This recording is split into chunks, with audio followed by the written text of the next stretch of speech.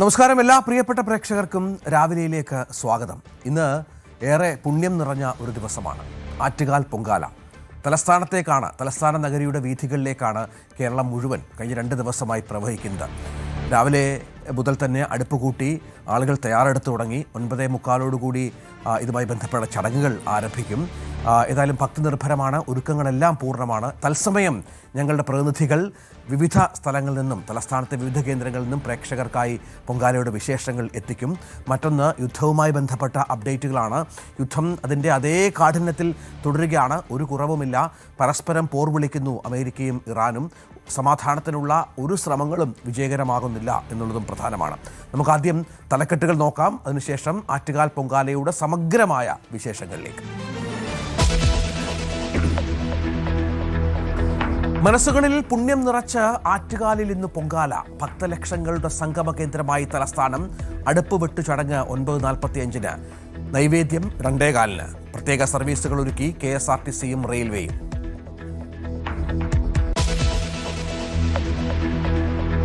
നാലാം ദിവസത്തിലും തുടർന്ന് പശ്ചിമേഷ്യൻ സംഘർഷം. കനത്ത ആക്രമണമുണ്ടാകുമെന്ന് ഇറാന് മുന്നറിയിപ്പ് നൽകിയ അമേരിക്ക. മേഖലയിലേക്ക് കൂടുതൽ പോർ വിമാനങ്ങൾ. ഇറാന്റെ 11 പടക്കപ്പലുകൾ തകർത്തുവെന്ന് അവകാശവാദം. ആരാംകോ റിഫൈനറി ആക്രമിച്ചിട്ടില്ലെന്ന് ഇറാൻ.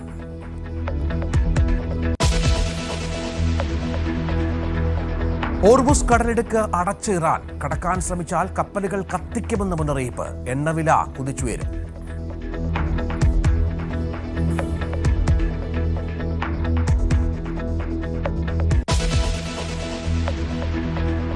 കേരളത്തിൽ നടക്കമുള്ള വിമാന സർവീസുകൾ ഭാഗികമായി പുനരാരംഭിച്ചു. 8 വിമാനങ്ങൾ അബുദാബിയിൽ നിന്ന് നെടുമ്പാശ്ശേരിയിലെത്തി. എയർ ഇന്ത്യ എക്സ്പ്രസിന്റെ ഒമാൻ സർവീസും ഉടൻ. ഇൻഡിഗോ എയർവേസും ഉടൻ സർവീസ് തുടങ്ങിയേക്കും.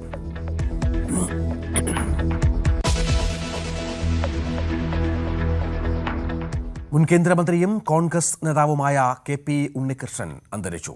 അന്ത്യം കോഴിക്കോട്ടെ സ്വകാര്യ ആശുപത്രിയിൽ. സംസ്കാരം നാളെ.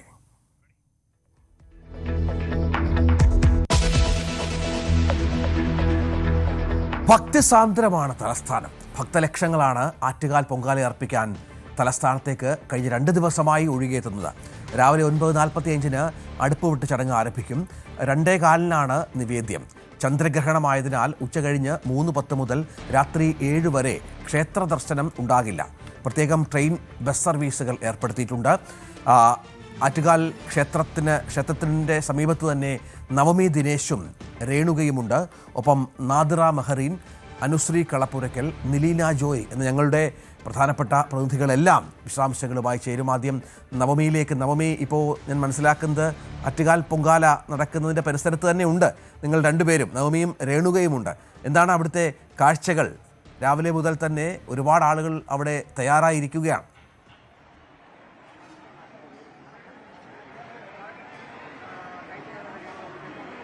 Ranjith, very good morning. ഭക്തി സാന്ദ്രമായിരിക്കുകയാണ് നമ്മുടെ തലസ്ഥാനം. ഇവിടെ നമ്മൾ ഈ ദൃശ്യങ്ങൾ തന്നെ കാണുമ്പോഴറിയാം, വലിയ തിരക്കാണ്. പുലർച്ചെ മുതൽ തന്നെ ഇന്ന് ദേവിയെ കണ്ട് തൊഴുതതിന് ശേഷം പൊങ്കാല അർപ്പിക്കുന്നതിന് വേണ്ടിയിട്ട് നമ്മുടെ ഭക്തർ, നമ്മുടെ സ്ത്രീജനങ്ങൾ എല്ലാവരും തന്നെ ഇങ്ങോട്ടേക്ക് ഒഴുകി എത്തിക്കൊണ്ടിരിക്കുകയാണ്. വർഷങ്ങളായി പൊങ്കാല ഇടുന്നവരുണ്ട്. അവർക്ക് ഓരോരുത്തർക്കും ഓരോ വർഷം കഴിയുന്തോറും അവരുടെ വിശ്വാസം വർദ്ധിച്ചു വരികയാണ്. ഇതൊരു ആഘോഷം തന്നെയാണ്. തിരുവനന്തപുരക്കാരെ സംബന്ധിച്ച് വലിയൊരു ആഘോഷത്തിന്റെ സമയം കൂടിയാണ്. വലിയ ഒരുക്കങ്ങൾ തന്നെയാണ് ആറ്റുകാൽ ക്ഷേത്ര പരിസരത്തും ഒരുക്കിയിരിക്കുന്നത്. ഈ പൊങ്കാല അർപ്പിക്കുന്നതിന് വേണ്ടി നമ്മുടെ സ്ത്രീജനങ്ങളെല്ലാം തന്നെ നഗരത്തിന്റെ വിവിധ ഇടങ്ങളിൽ തയ്യാറായിട്ടുണ്ട്. എന്നോടൊപ്പം രേണുകയും കൂടി ചേരുന്നുണ്ട്. രേണുക, നമ്മളിവിടെ വരുമ്പോൾ തന്നെ വളരെ മനോഹരമായിട്ടുള്ള കാഴ്ചകളാണ്. എല്ലാവരും സുന്ദരികളായി വന്നിരിക്കുന്ന കാഴ്ചകളാണ്. അത് തന്നെയാണ് നമ്മളെ കൂടുതൽ ആനന്ദപ്രദമാക്കുന്നത്, അല്ലേ? ഏറ്റവും ഭക്തിസാന്ദ്രമായ അന്തരീക്ഷം എന്ന് തന്നെ പറയാം. ഓരോരുത്തരും അമ്മയെ മനസ്സിൽ ധ്യാനിച്ചുകൊണ്ട് അമ്മയുടെ ഒരു ദർശനം കിട്ടാനായി ക്യൂ നിൽക്കുന്ന കാഴ്ചയാണ് നമുക്ക് പിന്നിൽ കണ്ടുകൊണ്ടിരിക്കുന്നത്. വലിയ ഒരു വർഷത്തെ കാത്തിരിപ്പാണ്. ആ കാത്തിരിപ്പ് അവസാനിക്കുന്ന ദിവസമാണ്. 9:15 കൂടി തന്നെ ചടങ്ങുകൾ ആരംഭിക്കും. 9:45 അടുപ്പുവെട്ട് തുടങ്ങും. അതിനുവേണ്ടി ഇനി ഏതാണ്ട് മണിക്കൂറുകളുടെ കാത്തിരിപ്പുണ്ട്. അപ്പോൾ ഇത്ര മണിക്കൂർ, ഒരു വർഷത്തെ കാത്തിരിപ്പ് അവസാനിക്കുന്നു. ഇനി വെറും മണിക്കൂറുകളുടെ കാത്തിരിപ്പ് മാത്രമുണ്ട്. എല്ലാവരും അതിനു മുൻപ് ഒരു ദർശനം സാധ്യമാകുമോ എന്ന് തേടി എത്തിയിരിക്കുന്ന കാഴ്ചകളാണ് നമ്മൾ കാണുന്നത്. കാണാം, ആളുകൾ ഓടുകയാണ്. കാരണം എത്ര പെട്ടെന്ന് എപ്പോഴാണ് ഓരോ ഗ്യാപ്പ് അടയ്ക്കുന്നതെന്ന് അറിയില്ല. അപ്പൊ അതിനു മുൻപ് എത്രയും വേഗം ദേവിയുടെ അടുത്തേക്ക് എത്താൻ കഴിയുമോ അത്രയും വേഗത്തിൽ ഓടിയാണ് അടുത്തേക്ക് നമുക്ക് ചോദിക്കാം. ചേച്ചി കാണാൻ പറ്റിയില്ല? കാണാൻ പറ്റിയില്ല. ഇന്നലെ 6 മണിക്ക് രാവിലെ വന്നതാ. ഒരു തിരക്ക് രാവിലെ 6 മണിക്ക്. അപ്പോഴും തൊട്ട് ഇതിന്റെ പിറകെ നടക്കുക. കാണാൻ പറ്റത്തില്ല. ശ്രമിക്കുക. ഞങ്ങളിപ്പോഴ് ഇന്നലെ വന്നിട്ട് 2 പ്രാവശ്യം വന്ന് തിരിച്ചു പോയി. പിന്നെ ഇപ്പോഴും വന്ന് കഴിഞ്ഞ തവണത്തെക്കാളും ഭയങ്കര തിരക്ക് കൂടുതൽ. എവിടെയാ പൊങ്കാല എടുത്തത് കുരിയാക്കി. ചേച്ചി എത്ര വർഷമായി വരുന്നുണ്ട്? 3 വർഷം. ചേച്ചി എത്ര വർഷമായി?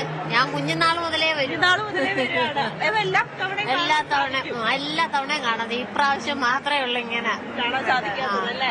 ഇവിടെ വലിയ തിരക്കാണ്. നമ്മൾ കാണാൻ ജനസാഗരമാണ്. ആളുകൾക്ക് പുലർച്ചെ 4 മണിക്ക് ശരിക്കും പറഞ്ഞാല് ഈ ലൈൻ നേരെ നോക്കുകയാണെങ്കിൽ കിലോമീറ്ററുകളോളം ദൈർഘ്യമുണ്ട് എന്ന് തന്നെ നമുക്ക് പറയാം. അത്രമാത്രമാണ് ഈ ഓരോ ലൈൻ തിരിച്ച് ക്രമീകരിച്ചിരിക്കുകയാണ്. അവരെ ദർശനത്തിന് വേണ്ടി കടത്തിവിടുന്ന കാഴ്ചയാണ് നമ്മൾ കാണുന്നത്. ഇനി കാത്തുനിന്നാൽ നടക്കില്ല എന്ന് കരുതി ആ ലൈനിലേക്ക് എത്തിപ്പെടാൻ വേണ്ടി ശ്രമിക്കുന്നവരെയാണ് നമ്മൾ കാണുന്നത്. ഇതിൽ ലൈനിൽ പെട്ടവർക്ക് ഇനി ഞങ്ങൾക്ക് ഉടൻ അമ്മയെ ദർശിക്കാമല്ലോ എന്നുള്ളൊരു ആശ്വാസമാണുള്ളത്. എന്നാൽ ഒരുപാട് പിന്നിലായവർക്ക് ഈ 9:15 ചടങ്ങുകൾ തുടങ്ങുന്നതിന് മുൻപ് അവരുടെ കലങ്ങൾ ഇരിക്കുന്നിടത്തേക്ക് തിരിച്ചു പോകേണ്ടതൊക്കെയുണ്ട്. അപ്പോൾ അത് സാധ്യമാകുമോ എന്നൊരു ആശങ്കയൊക്കെ ഉണ്ട്. അപ്പോൾ പല വിധത്തിലുള്ള ചിന്തകളാണ് ഓരോരുത്തരുടെയും മനസ്സിൽ. അപ്പോഴും അമ്മയ്ക്ക് നിവേദ്യം അർപ്പിക്കുക, അതിന്റെ പുണ്യം തേടുക എന്ന ഒരൊറ്റ ലക്ഷ്യത്തോടു കൂടി കേരളത്തിന്റെ പല ഭാഗത്തു നിന്ന് വന്നവരാണ് നമ്മൾ കാണുന്നത്. അപ്പോ നമുക്ക് ന്യൂസ് 18 പ്രേക്ഷകരോട് പറയണ്ടേ, ഞാനുണ്ട്, നവമിയുണ്ട്. നവമി ഇന്നലെ മുതൽ തന്നെ ഇവിടെ ഉള്ളതാണ്. നാദിറയുണ്ട്, അനുശ്രീയുണ്ട്, ഒപ്പം ഞങ്ങളുടെ മറ്റ് ബ്യൂറോയിലെ അരുണും മറ്റ് ആളുകളും ഒക്കെ ഉണ്ട്. ഞങ്ങൾ തിരുവനന്തപുരത്തിന്റെ പല ഭാഗത്തായുണ്ട്. ഒപ്പപ്പോൾ പൊങ്കാലയുടെ വിശേഷങ്ങൾ പ്രേക്ഷകരിലേക്ക് എത്തിക്കുകയാണ് ഞങ്ങളുടെ ഇന്നത്തെ ദൗത്യം.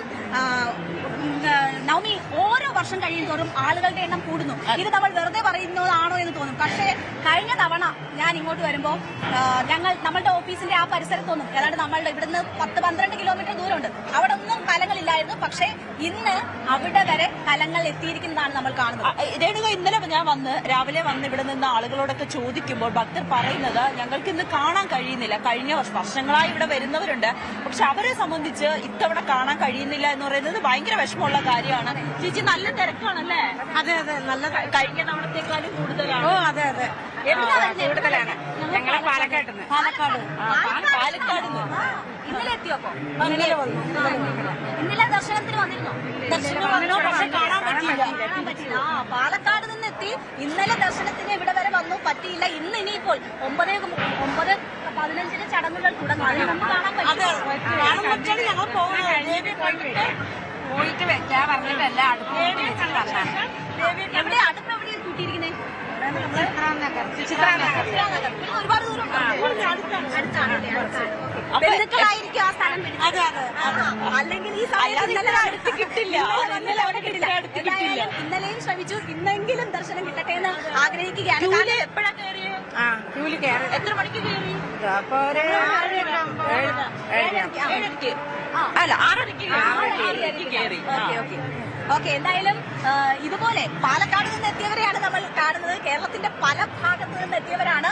ഇവർക്കൊക്കെ ആതിഥ്യം അരുളി എത്രയോ ദിവസമായി തിരുവനന്തപുരത്തുകാർ ഇങ്ങനെ ഈ ഒരു ദിവസത്തിനായി കാത്തിരിക്കുന്നതാണ്. എന്തായാലും പാലക്കാട് നിന്ന് വന്ന അവർക്ക് ഇപ്പോഴെങ്കിലും ഒരു ദർശനം കിട്ടട്ടെ എന്ന് പറയാം. കാരണം ഇന്ന് ചന്ദ്രഗ്രഹണമാണ്. നേരത്തെ സൂചിപ്പിച്ചതുപോലെ ക്ഷേത്രമാണ്. അതെ, ക്ഷേത്രം നേരത്തെ അടയ്ക്കും. പിന്നീട് രാത്രി 7 മണിക്ക് ശേഷമേ തുറക്കും. ആ സമയത്ത് കാണാൻ കഴിയാത്തത് കൊണ്ട് രാവിലെ തന്നെ വന്ന് കണ്ടിട്ട് പോകാമെന്ന് വിചാരിക്കുന്നവരാണ് ഏറ്റവും കൂടുതലും. നമ്മൾ ഇവിടെ വരുന്ന കാഴ്ച തന്നെ, നമ്മൾ ഈ രാവിലെ പുലർച്ചെ നമ്മളൊരു 4 മണിയായപ്പോ ഈ ക്ഷേത്രത്തിൽ, ഒരു 4:30 ക്ഷേത്രത്തിൽ എത്തി. അപ്പൊ മുതൽ തന്നെ എല്ലാവരും തയ്യാറായിരിക്കുകയാണ്. ആ ശർക്കര അരിയുന്നു, തേങ്ങ ചിരകുന്നു. അതെ, അവരെ സംബന്ധിച്ച് വലിയൊരു ആഘോഷമാണ് ഈ ഒരു ദിവസം. ഈ പൊങ്കാല ഇടുന്നതിന് മുൻപുള്ള ആ ഒരു നിമിഷമുണ്ടല്ലോ, അതായിരിക്കും അവർ ഏറ്റവും കൂടുതൽ ആഘോഷിക്കുന്നത്. തീർച്ചയായും. അപ്പോ ഇന്നലെ മുതൽ അവർക്ക് ഉറക്കമില്ലാത്ത ദിവസം എന്ന് തന്നെ പറയാം. അപ്പോൾ അവർ ഈ പൊങ്കാല ഇടുന്നതിന് വേണ്ടിയുള്ള എല്ലാ ഒരുക്കങ്ങളും പൂർത്തിയാക്കി വെച്ചിട്ടുണ്ട്. ഇനി ഈ പണ്ടാരടുപ്പിലേക്ക് തീ പകരുക എന്നൊരു കാര്യം കേൾക്കാൻ വേണ്ടി കാത്തിരിക്കുകയാണ്. അതുവരെയുള്ള എല്ലാ തരത്തിലുള്ള ഒരുക്കങ്ങളും അവർ പൂർത്തിയാക്കി വെച്ചതിന് ശേഷമാണ് കാത്തിരിക്കുന്നത്. അപ്പോൾ ഇന്ന് ഈ ഉറക്കമില്ലാത്ത ദിവസം എന്ന് പറയുമ്പോൾ 9ാമത്തെ ദിവസമാണല്ലോ പൊങ്കാല. ഈ 9 ദിവസവും ഇതൊക്കെ തന്നെയാണ് സാഹചര്യം. എത്രയോ ദിവസം മുൻപെത്തിയവരുണ്ടാകും. അതോടൊപ്പം തന്നെ രാവിലെ താലപ്പൊലി ഉണ്ടായിരുന്നു. കുഞ്ഞു കുട്ടികളൊക്കെ രാവിലെ ഈ ഉറക്ക ഒഴിച്ചിരുന്നിട്ട് അവർ ഇത്തരത്തില് ഈ താലപ്പൊലിക്ക് വേണ്ടി അവരുടെ അച്ഛനും അമ്മയും ഒക്കെ എടുത്തുകൊണ്ട് പോകുന്ന കാഴ്ചകളും അതിമനോഹരമാണ്. ഇവിടെ ഓരോ ദിക്കിൽ ചെന്നാലും ഓരോരോ കാഴ്ചകളാണ്. അതെല്ലാം നമുക്ക് വലിയ സന്തോഷം നമ്മൾ നൽകുന്നത്. കണ്ടുമുട്ടുന്നവർക്ക് പറയാനുള്ളതും ഓരോരോ കാര്യങ്ങളാണ്. ഓരോരുത്തർക്കും അമ്മയെ കാണാൻ വരാൻ, അവിടെ ഒരു പൊങ്കാല അർപ്പിക്കാൻ ഓരോരോ കാരണങ്ങളാണ്. അത് ഏറ്റവും പ്രതിസന്ധി ഘട്ടത്തിൽ അമ്മ രക്ഷിച്ചു എന്നുള്ള വിശ്വാസമായിരിക്കാം, അല്ലെങ്കിൽ രക്ഷിക്കാൻ അമ്മയുണ്ട് എന്ന വിശ്വാസമായിരിക്കാം. അങ്ങനെ ഓരോരോ കാരണങ്ങളാണ്. നാദിറ, നമുക്ക് പ്രേക്ഷകർക്ക് വേണ്ടി ഇനി പോകാനുള്ളത് നാദിറയുടെ അടുത്തേക്കാണ്. ഞങ്ങൾ ഇവിടെ വരുന്ന പൊങ്കാല ഇടാൻ വരുന്ന സെലിബ്രിറ്റികളുടെ ഒക്കെ വിശേഷങ്ങൾ പ്രേക്ഷകരുമായി പങ്കുവെക്കാനാണ് നാദിറ മെഹറിനെ നമ്മളുടെ റിപ്പോർട്ടിംഗ് ടീമിനൊപ്പം ചേർത്തത്. പക്ഷേ പ്രശ്നം എന്ന് പറഞ്ഞാൽ റിപ്പോർട്ടിങ്ങിന് വന്ന നാദിറനെ ആളുകൾ ഒന്ന് സെൽഫി എടുക്കാൻ വിളിച്ചോണ്ട് പോവാണ്. നാദിറ ഒരു സെലിബ്രിറ്റിയാണ്. നമുക്ക് റിപ്പോർട്ടിങ്ങിന് കിട്ടാത്ത അവസ്ഥയാണ്. എല്ലാവർക്കും ഒപ്പം സെൽഫി എടുക്കാനുള്ള തിരക്കാണ് നാദിറയ്ക്കുള്ളത്. എന്തായാലും ആ തിരക്കിനിടയിൽ നിന്ന് നാദിറ നമുക്കൊപ്പം ചേരുന്നുണ്ട്. നാദിറ ഈ നാദിറയിലേക്ക് ഉടനെ വരാമെന്ന് തോന്നുന്നു. ചെറിയ സാങ്കേതിക പ്രശ്നങ്ങളുണ്ട്. പക്ഷേ രേണുക, നമുക്ക് ഉടനെ മറ്റു നമ്മുടെ റിപ്പോർട്ടേഴ്സ് എല്ലാവരും തയ്യാറായി കഴിഞ്ഞു. ഇപ്പോ നമ്മുടെ ക്രമീകരണങ്ങളുടെ ഭാഗമായി ഒഴിച്ചിടുന്ന സ്ഥലമാണ്. അവിടെ ഓടി വരികയാണ്. അടുത്ത ക്യൂ കുറച്ചു പേർ കയറി കഴിഞ്ഞാൽ ഒഴിവ് വരുന്ന ആ സ്ഥലമാണ്. അവിടേക്ക് കയറ്റി വിടുമ്പോഴുള്ള സന്തോഷമാണ് നമ്മൾ കാണുന്നത്. എത്ര ഈ ക്യൂവിന് അടുത്തേക്ക് വരുന്നു അത്രമാത്രം സന്തോഷവും പ്രതീക്ഷയുമാണ് അവർക്ക്. ഇനി ഒരു ദർശനം സാധ്യമാകുമല്ലോ എന്നുള്ള വലിയ പ്രതീക്ഷയിലാണ് അവർ. ദിവസം ദേവിയെ കണ്ടാൽ കുറച്ചുകൂടി സന്തോഷം ഇരട്ടിക്കുക, അല്ലെങ്കിൽ ഐശ്വര്യം വരുമെന്നുള്ള ഒരു വിശ്വാസം തന്നെയാണ്. നമുക്ക് അടുത്ത നമ്മുടെ റിപ്പോർട്ട് റെഡിയാണെന്ന് ഇപ്പോഴും വന്നുകൊണ്ടിരിക്കുന്ന ആളുകളുണ്ടാകും. കഴിഞ്ഞ 2 ദിവസം മുമ്പാണ് തിരുവനന്തപുരത്തേക്ക് എത്തിയത്. എറണാകുളത്ത് നിന്ന് ട്രെയിനുകൾ വരുന്ന സമയത്ത് പോലും നമ്മുടെ റെയിൽവേ സ്റ്റേഷനിൽ ഈ ആളുകൾ ഈ സാധനങ്ങളുമായിട്ട് സ്റ്റേഷനിൽ കിടക്കുകയാണ്. 3 ദിവസം ഇപ്പോഴും ആ ഒഴുക്ക് തുടരുന്നുണ്ടാവും. ഇപ്പൊ വരുന്നവരൊക്കെ പക്ഷേ റെയിൽവേ സ്റ്റേഷന്റെ മുന്നിലൊക്കെ നിന്ന്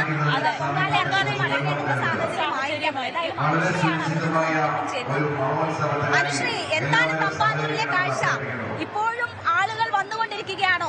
ഞങ്ങളൊക്കെ അമ്പലത്തിലേക്ക് വരുന്ന സമയത്ത് തന്നെ ആ പ്രദേശം, ആ ഭാഗങ്ങളിലൊക്കെ കല്ലുകൾ നിറഞ്ഞിരിക്കുന്ന കാഴ്ചയായിരുന്നു, ഭക്തരെ കൊണ്ട് നിറഞ്ഞിരിക്കുന്ന കാഴ്ചയായിരുന്നു. ഇപ്പോൾ എന്താണ് അവസ്ഥ അവിടെ?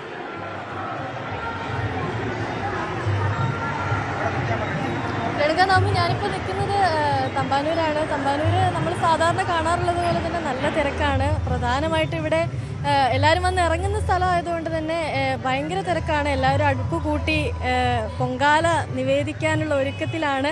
ചേച്ചി എവിടുന്നാ വരുന്നേ? ഞാൻ പൂവച്ചൽ കാട്ടാക്കട. എല്ലാ വർഷവും ഇടാറുണ്ടോ പൊങ്കാല? ഇല്ല, ഇതെന്റെ ആദ്യത്തെ പൊങ്കാല. വേറെ ആയിട്ടൊക്കെ പോവാറുണ്ട്, പക്ഷെ ആറ്റിൽ ആദ്യമായിട്ടാണ്. കന്നിയാന്ന്. എന്തായിരുന്നു ആഗ്രഹം കഴിഞ്ഞ തവണത്തെ? പല ആഗ്രഹമുണ്ട്. എല്ലാം സാധിച്ചോ? സാധിക്കണം, അതിനാണ് ഇവിടെ വന്നത്. സാധിക്കാൻ വേണ്ടി അടുത്ത വർഷം ഇത് സാധിച്ചു കഴിയുമ്പോൾ ഇതിനേക്കാളും ബെറ്ററായിട്ട് ചെയ്യാൻ ആഗ്രഹമുണ്ട്. എന്തായാലും സാധിക്കുമെന്നുള്ള ആ ഒരു പ്രതീക്ഷയോടെ തന്നെയാണ് ഇവിടെ വന്നിരിക്കുന്നത്. എന്തൊക്കെയാ നിവേദിക്കുന്നത് ഇത്തവണ? അല്ല, ഞാൻ പായസം മാത്രമാണ്. അത് മാത്രമാണ്, വേറെ ഒന്നുമില്ല. അതാണ് രേണുക. ഒരുപാട് ആളുകൾ എത്തിച്ചേർന്നിട്ടുണ്ട് ഇപ്പോൾ. നമ്മൾ രേണുക നേരത്തെ പറഞ്ഞതുപോലെ തന്നെ നമ്മൾ സാധാരണ കഴിഞ്ഞ തവണ കണ്ടതുപോലെയല്ല ഇത്തവണ വലിയ തരത്തിലുള്ള തിരക്കാണ് അനുഭവപ്പെടുന്നത്. കഴിഞ്ഞ തവണ ഈ സമയത്തൊക്കെ ഇവിടെ ഇപ്പോൾ കാണുന്നത് പോലെ അല്ലായിരുന്നു, ആൾക്കാർ കുറച്ച് കുറവായിരുന്നു. പക്ഷേ ഇത്തവണ വലിയ തരത്തിലുള്ള തിരക്കാണ് അനുഭവപ്പെട്ടുകൊണ്ടിരിക്കുന്നത്. നമുക്ക് പൊങ്കാല അടുപ്പുകളില്ലാത്ത ഒരു സ്ഥലം ഇവിടെ കാണാൻ പറ്റില്ല. റോഡിൻ്റെ ഇരു ഭാഗങ്ങളിലുമായിട്ട് പൊങ്കാല അടുപ്പുകൾ കൊണ്ട് നിറഞ്ഞിരിക്കുകയാണ്. എല്ലാവരും നിവേദിക്കാനുള്ള വിഭവങ്ങളൊക്കെ ഒരുക്കുന്ന തിരക്കിലാണ്. ഏകദേശം 9:45 കൂടി തന്നെ പണ്ടാര അടുപ്പിൽ തീ പകരുമെന്നാണ് അറിയാൻ കഴിഞ്ഞത്. ആ സമയത്തോടുകൂടി തന്നെ ഇവിടെ എല്ലാവരും പൊങ്കാല നിവേദിക്കാനുള്ള ഒരുക്കങ്ങളിലേക്കൊക്കെ കടക്കും. ഇവിടെ ഒരുപാട് പേരിപ്പോൾ ഒരുങ്ങിയിരിക്കുകയാണ്. ചേച്ചി എവിടുന്ന് വരുന്നേ? എവിടുന്ന്? പൂതക്കുളം വരൂര്. എല്ലാ വർഷവും ഇടാറുണ്ടോ? ഓ, ഇത്തവണ എന്തൊക്കെയാ നിവേദിക്കുന്നത്? പൊങ്കാല മാത്രമേ ഉള്ളൂ. കൂടെ ആരൊക്കെയാ വന്നിട്ടുള്ളേ? കൂടെ അടുത്ത അയലത്തെ വീട്ടിലുള്ളവര് എല്ലാം കൂടെ ആരുമില്ല. എല്ലാ വർഷവും ഇവിടെ തന്നെയാണോ വരാറ്? വേറെ സ്ഥലത്താണ്. ഈ വർഷം ആദ്യമായിട്ടാണ് ഇവിടെ വന്നിരിക്കുന്നത്. ഇന്ന് രാവിലെയാണോ എത്തിയത്? ഇന്നലെ വെളുപ്പാങ്കാലത്ത് 4 മണിക്ക്. അതാണ്, ഇന്നലെ എത്തിയവരുണ്ട്. അതുപോലെ തന്നെ നമ്മൾ കഴിഞ്ഞ ദിവസങ്ങളിലൊക്കെ ഇതുവഴി യാത്ര ചെയ്യുന്ന സമയത്ത് നമുക്ക് കാണാമായിരുന്നു 2, 3, 4 ദിവസം മുൻപൊക്കെ ഇവിടെ വന്ന് ഈ അടുപ്പിനുള്ള സ്ഥലം പിടിച്ച് ഇവിടെ കാത്തു നിൽക്കുന്ന ആളുകളുണ്ട്. രാത്രിയൊക്കെ ഇതുവഴി യാത്ര ചെയ്യുമ്പോൾ നമുക്ക് കാണാൻ സാധിക്കും. ഒരുപാട് ആളുകളാണ് ഇവിടെ അടുപ്പ് കൂട്ടുന്ന ഇടത്ത് തന്നെ കിടക്ക വിരിച്ച് അവിടെ കിടന്നുറങ്ങുന്ന ആൾക്കാരുണ്ടായിരുന്നു, സ്ഥലം പോവാതിരിക്കാൻ. ഇന്ന് രാവിലെ തന്നെ ഇവിടെ ഒരുപാട് ആളുകൾ സ്ഥലം പിടിക്കാനുള്ള തിരക്കിലായിരുന്നു. ഞങ്ങൾ ഇവിടെ വന്ന് ആളുകളൊക്കെ കാണുന്ന സമയത്ത് എല്ലാവരും സ്ഥലം പിടിക്കാനുള്ള തിരക്കിലായിരുന്നു അടുപ്പിനായിട്ടുള്ള. അങ്ങനെ ഒരുപാട് ആളുകളാണ്, നമ്മൾ പ്രതീക്ഷിക്കുന്നതിനും അപ്പുറം ആളുകളാണ് ഇപ്പോഴും വന്നുകൊണ്ടിരിക്കുന്നത്. രേണുക,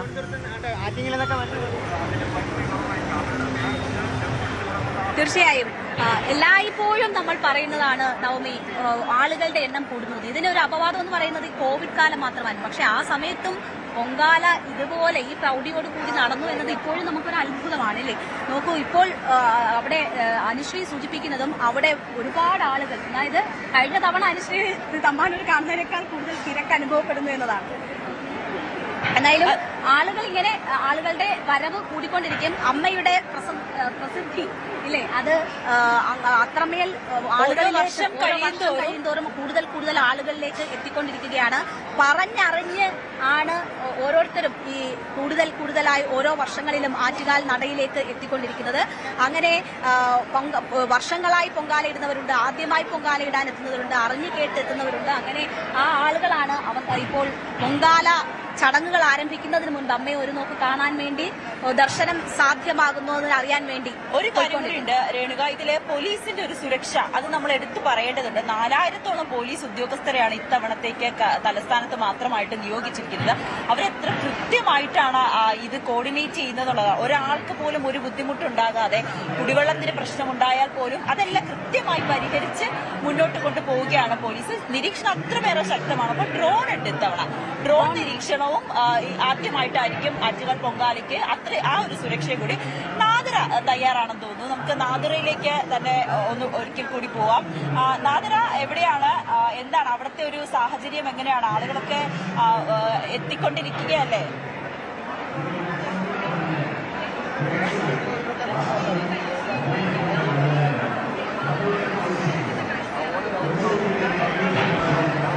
ഹലോ, കേൾക്കാമോ?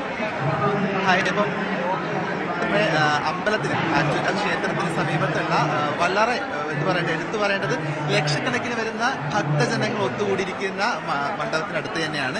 ഒരുപക്ഷെ നമുക്കിവിടെ കാണാൻ സാധിക്കുന്നത് ഇന്നത്തെ തിരക്കെന്നുള്ളത് കഴിഞ്ഞ മുൻ വർഷത്തെക്കാളും കൂടുതലാണോ എന്നുള്ള വലിയൊരു ചോദ്യവും കൂടിയുണ്ട്. കാരണം എടുത്തു പറയേണ്ടത് ഒരുപക്ഷെ ഓരോ വർഷം കൂടും തോറും ജനങ്ങളുടെ, അല്ലെങ്കിൽ നമ്മുടെ ഭക്തജനങ്ങളുടെ ഒരു വലിയൊരു തോത് എന്നെ കൂടുതലായിട്ട് കാണാൻ സാധിക്കാറുണ്ട്. മാത്രമല്ല നമുക്കിന്നിവിടെ പോലീസുകാരുടെയൊക്കെ തന്നെ കൂടുതൽ, മറ്റു ജില്ലകളിൽ നിന്ന് പോലും സ്പെഷ്യൽ ഡ്യൂട്ടിക്ക് എത്തിയിട്ടുള്ള പോലീസുകാരടക്കം നമുക്കിവിടെ നമ്മുടെ കൂടെ ഉണ്ട് എന്ന് മനസ്സിലാക്കുന്നുണ്ട്. കാരണം വളരെ കൃത്യമായി തന്നെ ഭക്തജനങ്ങൾക്ക് ഒക്കെ തന്നെ എന്തെങ്കിലും തരത്തിൽ സൗകര്യമോ ബുദ്ധിമുട്ടോ ഉണ്ടെങ്കിൽ തന്നെ നമുക്ക് നമ്മുടെ പോലീസിനെ സഹായം തരാൻ സാധിക്കും. മാത്രമല്ല ഇവിടെ എമർജൻസി കൺട്രോൾ റൂം ഉണ്ട്, വോളണ്ടിയേഴ്സ് ഉണ്ട് എന്നുള്ളത് അതും കൂടി എടുത്ത് പറയേണ്ടതായിട്ടുണ്ട്. നമുക്കൊപ്പം ഒരുപക്ഷെ ഇവിടുത്തെ ഏറ്റവും പ്രധാനപ്പെട്ട ഒരാൾ നമുക്കൊപ്പം ചേരുന്നു. നമസ്കാരം സാർ. ഒരുപക്ഷെ ഇന്ന് ഈ വർഷത്തെ എടുത്ത് നോക്കുവാണെങ്കിൽ ഭക്തജനങ്ങളുടെ എണ്ണം വളരെ വലിയ കൂടുതലാണ് എന്നാണ് മനസ്സിലാക്കാൻ സാധിക്കുന്നത്. രാത്രി ഭയങ്കര ഡിവോട്ടീസ് കൂടുതലുണ്ടായിരുന്നു. അതിന്റെ പ്രത്യേക കാരണം ഉണ്ടാവും, ഇന്ന് ചന്ദ്രഗ്രഹണമായതുകൊണ്ട് ആയിരിക്കാം. എന്തായാലും നമ്മുടെ പോലീസ് നല്ലതായിട്ട് നിയന്ത്രിച്ചിട്ട് ഒരുപക്ഷെ മുൻ വർഷത്തെക്കാൾ കൂടുതൽ സൗകര്യങ്ങൾ, മുൻ വർഷത്തെക്കാൾ കൂടുതൽ കരുതലൊക്കെ ഒരുപക്ഷെ പോലീസിന്റെ ഭാഗത്ത് ഇത്തവണ ഉണ്ടായിട്ടുള്ളത്. പോലീസ് കൂടുതൽ പ്ലാൻഡ് ആയിട്ട് പോയിട്ടുണ്ട്. വേറെ പ്രശ്നങ്ങളായിട്ട് ആർക്കും വന്നില്ല. എല്ലാവരും സന്തോഷമാണ്, ഭക്തജനങ്ങളെല്ലാം സന്തോഷം. മറ്റ് ജില്ലകളിൽ പോലും സ്പെഷ്യൽ ഡ്യൂട്ടിക്ക് എത്തിയിട്ടുള്ള അധികം പോലീസ് ഓഫീസേഴ്സ് ഒരുപക്ഷെ നമുക്കൊപ്പം ഇന്നിവിടെ ഉണ്ടെന്നുള്ളതാണ്. കൂടുതൽ നമ്മുടെ പല സറൗണ്ടിംഗ് ഡിസ്ട്രിക്ട്സിന്റെ കൂടുതൽ പോലീസുകാർ ഇവിടെ വിന്യസിച്ചിട്ടുണ്ട്. ഓക്കെ, അപ്പം നമ്മൾ സാറ് പറഞ്ഞ കണക്ക് മറ്റ് ജില്ലകളിൽ നിന്ന് പോലും കുറച്ചധികം പോലീസുകാരെ ഉൾപ്പെടുത്തിക്കൊണ്ട് തന്നെയാണ് ഇന്നത്തെ ഇവിടുത്തെ കരുതൽ. ഒരു പക്ഷേ എടുത്തു പറയേണ്ടത് ലക്ഷക്കണക്കിനുള്ള ഭക്തജനങ്ങൾ നമുക്ക് ചുറ്റുമുണ്ട് എന്നുള്ളതാണ്.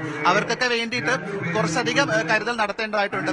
കാരണം കാസർഗോഡ് മുതൽ, അല്ലെങ്കിൽ മറ്റ് സംസ്ഥാനങ്ങളിൽ നിന്ന് പോലും ഭക്തജനങ്ങൾ ഇങ്ങോട്ടേക്ക് വരുന്ന ഒരു അവസ്ഥയാണ് പലപ്പോഴും കണ്ടിട്ടുള്ളത്. അപ്പൊ അവിടെ നിന്നൊക്കെ വരുന്ന ലക്ഷക്കണക്കിന് വരുന്ന ആളുകൾക്ക് എന്തെങ്കിലും ബുദ്ധിമുട്ടുണ്ടായാൽ അവർ പക്ഷേ പോലീസിന് സഹായം തേടാൻ സാധിക്കും. മാത്രമല്ല ഇവിടുത്തെ ആറ്റുകാൽ കമ്മിറ്റിയുടെ ഒരു ഭാഗത്തു നിന്നുള്ള സഹായം തേടാൻ സാധിക്കും. മാത്രമല്ല ഇവിടെ വോളണ്ടിയേഴ്സ്, എനിക്ക് തോന്നുന്നു എടുത്തു പറയേണ്ടത് ജെൻസി ആയിട്ടുള്ള വിദ്യാർത്ഥികളോ അല്ലെങ്കിൽ യുവാക്കളോ ഒക്കെ തന്നെ ചേർന്നുകൊണ്ടുള്ള ഒരു വോളണ്ടിയർ കമ്മിറ്റി തന്നെ ഇവിടെ നമുക്കുണ്ട് എന്നുള്ളതാണ്. അവരൊക്കെ തന്നെ വളരെ കൃത്യമായിട്ട് ഒരുപക്ഷെ നമ്മളെ സഹായിക്കാനൊക്കെ തന്നെ ഇവിടെ എത്തിയിട്ടുണ്ട് എന്നുള്ളത് മനസ്സിലാക്കുന്നു. അവയ്ക്കൊന്നും നമ്മുടെ സ്ത്രീകളെ സംബന്ധിച്ച് ആറ്റുകാൽ പൊങ്കാല ഈ തിരുവനന്തപുരത്തിന്റെ മാത്രം ഒരു ആഘോഷമായിട്ട് കണക്കാക്കാൻ സാധിക്കില്ല. മറ്റെല്ലാ സംസ്ഥാനങ്ങളിൽ നിന്നൊക്കെ ഒരുപക്ഷെ വിദേശ രാജ്യങ്ങളിൽ നിന്ന് പോലും വരുന്ന ആൾക്കാർ നമുക്ക് ഉണ്ട് എന്നാണ് മനസ്സിലാക്കാൻ സാധിക്കുന്നത്. അപ്പൊ അതുകൊണ്ട് തന്നെ അവിടെയൊക്കെ തന്നെ ഒരു സ്ത്രീകളെ ശബരിമലയായിട്ട് കാണുന്ന ഈ ഇടത്തേക്ക് ഇന്ന് ഈ റിപ്പോർട്ടിങ്ങിന്റെ ഭാഗമാകാൻ സാധിച്ചതിൽ ഒത്തിരി സന്തോഷമുണ്ട് എന്നുള്ളതാണ്.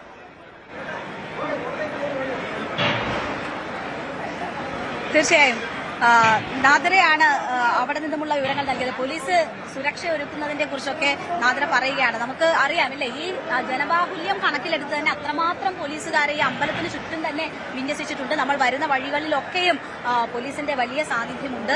വലിയ നിരീക്ഷണത്തിലായിരുന്നു കഴിഞ്ഞ ദിവസങ്ങളിലൊക്കെ തന്നെ തിരുവനന്തപുരം നഗരം. ഇപ്പോൾ പൊങ്കാല വിപുലീകരിച്ച് അല്ലെങ്കിൽ ഇതിന്റെ ദൈർഘ്യം ഇങ്ങനെ നീണ്ടു പോകുമ്പോൾ അത്രയധികം പോലീസിനെ ആവശ്യമായി വരുന്നു. ഇപ്പൊ വീണ്ടും തുറന്നിട്ടുണ്ട്. ആളുകൾ വലിയ തിരക്കി തന്നെ ആ ലൈനിലേക്ക് എത്താനുള്ള ഒരു ഓട്ടപ്പാച്ചിൽ എന്ന് തന്നെ പറയാം. അതെ, നമുക്കിതാ ഇവിടെ ആളുകളിലോട് കൂടി ചോദിക്കാം. എവിടെ നിന്നാ വരുന്നേ അമ്മ? കൈതക്കോട്.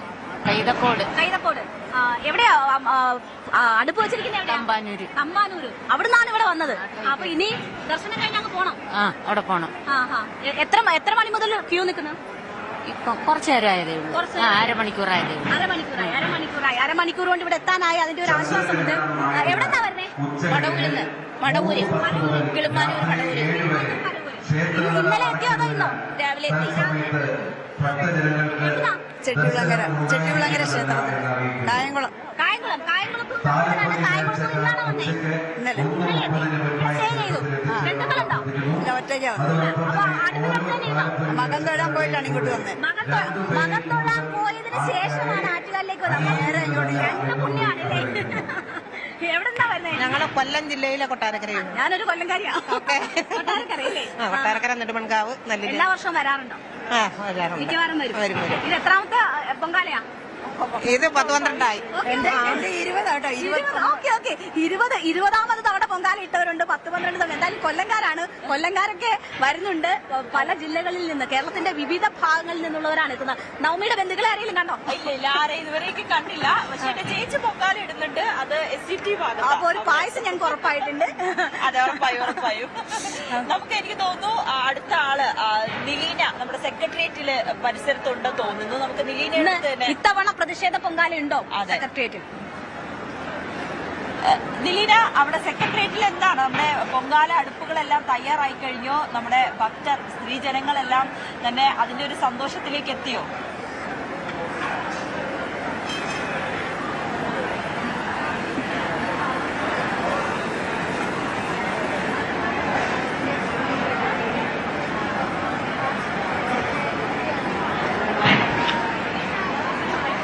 നിലീനയ്ക്ക് കേൾക്കാൻ പറ്റുന്നില്ലെന്ന് തോന്നുന്നു നവമി. എന്തായാലും ഭയങ്കര തിരക്കാണ്. ഓരോ ഇടത്തും വലിയ സ്പീക്കർ വെച്ച് പാട്ടും ബഹളവും ഒക്കെയുണ്ട്. അപ്പൊ അതുകൊണ്ട് കേൾക്കാൻ പറ്റാത്തയായിരിക്കും. എന്തായാലും നിലീന വരട്ടെ. അതൊക്കെ എന്തായാലും ഇവിടെ ദർശനത്തിന് വേണ്ടിയിട്ടുള്ള ആളുകൾ ഇങ്ങനെ എത്തിക്കൊണ്ടിരിക്കുകയാണ്. ഇത് കഴിഞ്ഞിട്ട് വേണം അവർക്ക് അവിടെ പൊങ്കാല. നമ്മൾ നേരത്തെ കണ്ട ചേച്ചി തമ്പാനൂരാണ് വെച്ചിരിക്കുന്നത്. ഇവിടെ നിന്ന് വാഹനങ്ങളൊന്നും വരുന്നില്ല. വലിയ ഗതാഗത നിയന്ത്രണമാണ്. നഗരത്തിലേക്ക് ഗതാഗതം ഒന്നും തന്നെ ഇല്ല. ഒരു സർവീസും ഇല്ല. 2 വീലർ ഒക്കെ ആയിരിക്കും. അത് പൊങ്കാല ഇടാൻ വരുന്നവര് ഇവിടെ നിന്ന് ഇനി ദർശനം കഴിഞ്ഞ് തമ്പാനൂർ വരെ നടന്ന് ചെന്നിട്ട് വേണം അവിടെ പൊങ്കാല ഇടാൻ. അപ്പോൾ അതിനുള്ള വലിയ പാച്ചിലാണ്. ഇത് എങ്ങനെ ഈ സമയ ക്രമീകരണങ്ങളൊക്കെ നടക്കുന്നത് അറിയില്ല. എന്തായാലും അമ്മയൊന്ന് കാണുക എന്നതാണ് ഇവിടെ വരുമ്പോൾ പൊങ്കാല അർപ്പിക്കുമ്പോൾ അവർ ഏറ്റവും മനസ്സിൽ ഏറ്റവും പ്രധാനമായി കരുതുന്ന കാര്യം. അപ്പോൾ അതിനുവേണ്ടിയുള്ള അവസാനവട്ട ശ്രമമാണ്. ഇന്നലെ വന്നിട്ട് കാണാൻ പറ്റാതെ ദർശനം കിട്ടാതെ തിരിച്ചു പോയവരൊക്കെ ഉണ്ട്. എന്തായാലും ഇപ്പോൾ വളരെ വേഗത്തിൽ മൂവ് ചെയ്യുന്നുണ്ട് എന്നുള്ളതാണ് ഒരു ആശ്വാസം. നമുക്ക് നിലീന തയ്യാറാണെന്ന് തോന്നുന്നു. സ്റ്റാച്യു ജംഗ്ഷനിലാണ്, സെക്രട്ടേറിയറ്റിന് സമീപമാണ് നിലീന ഉള്ളത്. നിലീന, എന്താണ് അവിടുത്തെ തയ്യാറെടുപ്പുകളൊക്കെ ഏത് വിധത്തിലെത്തി?